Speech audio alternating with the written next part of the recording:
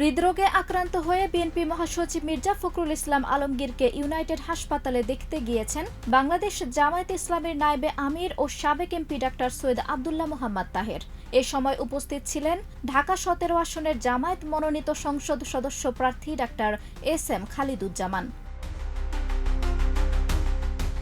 BNP নেতার দ্রুত সুস্থতা কামনা করে এ সময় ডাক্তার খালিদুজ্জামান বলেন, বিএনপির সবচেয়ে কঠিন সময়ে মাঝির ভূমিকা পালন করেছেন মির্জা ফখরুল।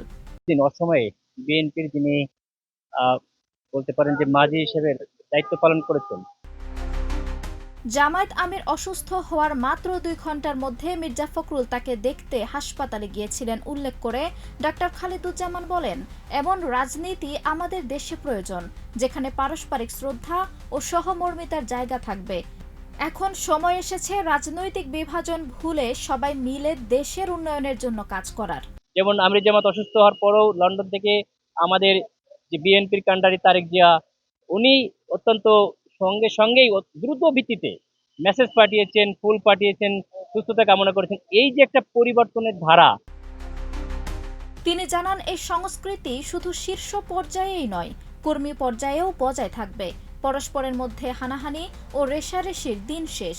আমরা চাই মিলেমিশে একটি সমৃদ্ধ এবং সবার বাংলাদেশ করতে। উনার দলবল সহ চলে গেছেন। আমি মনে করি রাজনীতিতে এটাই দরকার, সৌহার্দ্য, সম্প্রীতি, সবাই মিলে সমস্যার সমাধান করে সামনের দিকে কিভাবে এগিয়ে যাব। বিগত একদলীয় শাসন ব্যবস্থার ইঙ্গিত দিয়ে জামায়াতের এ নেতা বলেন, অতীতের সেই ধারার অবসান ঘটাতে হবে, যেখানে শুধু একটি দলই ক্ষমতায় থাকবে। এখন সময় এসেছে সমান সুযোগ ও পারস্পরিক সম্মান বজায় রেখে একসঙ্গে আগানো। আঞ্জুম হক আরবি, প্রজন্ম ২৪।